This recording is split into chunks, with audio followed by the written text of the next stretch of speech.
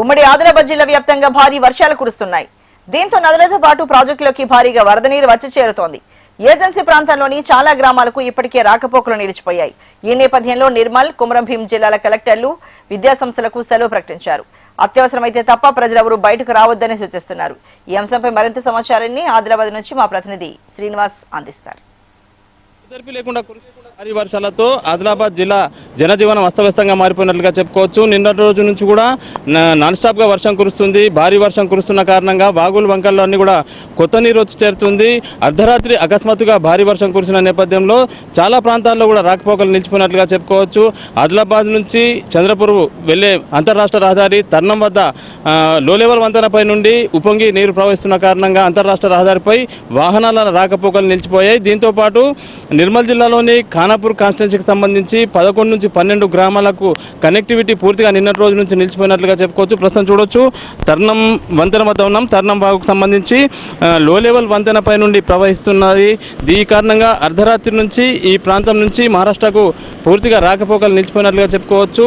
ప్రతిరోజు కూడా ఈ ప్రాంతం కూడా వందలాది వాహనాలు రాకపోకలు సాగుతుంటాయి. జైనత్, బేలా మండలాలతో పాటు మహారాష్ట్రలోని చంద్రపూర్ ప్రాంతాలకు కనెక్టివిటీ ఉన్న మార్గం ఇది. ప్రస్తుతం అయితే నీరంతా కూడా ఉప్పొంగి ప్రవహిస్తున్న కారణంగా దారి మళ్లించారు చాలా వాహనాలు కూడా. ప్రస్తుతం అయితే కంటిన్యూస్గా వర్షం పడుతుంది. ఈ వర్షం కారణంగా అన్ని ప్రాంతాల్లో కూడా జనజీవనం పూర్తిగా స్తంభించిపోయినట్లుగా చెప్పుకోవచ్చు.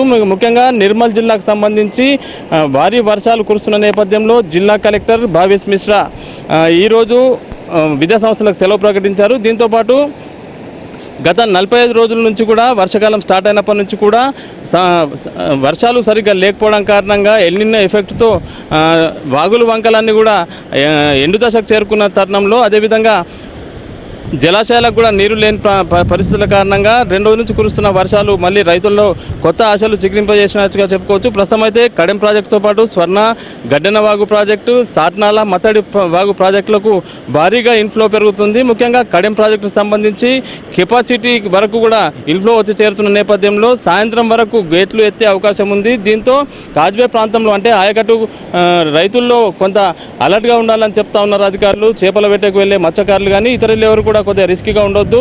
లోతట్టు ప్రాంతాల ప్రజలు మాత్రం కొంత అప్రమత్తంగా ఉండాలని అధికారులు అయితే ఆదేశాలు జారీ చేస్తున్నారు. ప్రస్తుతం అయితే అన్ని ప్రాంతాల్లో సమృద్ధిగా వర్షాలు కురుస్తున్నాయి. దాదాపు 9 నుంచి 10 సెంటీమీటర్లు ఉమ్మడి ఆదిలాబాద్ జిల్లా వ్యాప్తంగా సరాసరిగా నిన్నటి నుంచి ఈ రోజు వరకు వర్షపాతం నమోదైనట్లుగా అధికారులు చెప్తా ఉన్నారు. ముఖ్యంగా ఆదిలాబాద్ నుంచి చంద్రపూర్ వెళ్లే అంతర్రాష్ట్ర రహదారితో పాటు ఆదిలాబాద్ నుండి కిన్వట్, నాందేడ్ ప్రాంతానికి వెళ్లే అంతర్రాష్ట్ర రహదారిపై కూడా కొంత కనెక్టివిటీ లేకపోవడం కారణంగా వాహనాల రాకపోకలు నిలిచిపోయాయి. ముఖ్యంగా మరో 2-3 రోజుల పాటు కూడా భారీ వర్షాలు ఉన్నట్టుగా వాతావరణ అధికారులు ఆదేశాలు జారీ చేశారు. సూచిస్తున్న నేపథ్యంలో అధికారులు అయితే ఆదేశాలు జారీ చేస్తున్నారు. ఖచ్చితంగా లోతట్టు ప్రాంతాల ప్రజలు అప్రమత్తంగా ఉండాలి, అత్యవసరమైతే తప్ప బయటకు వెళ్ళొద్దని చెప్తా ఉన్నారు.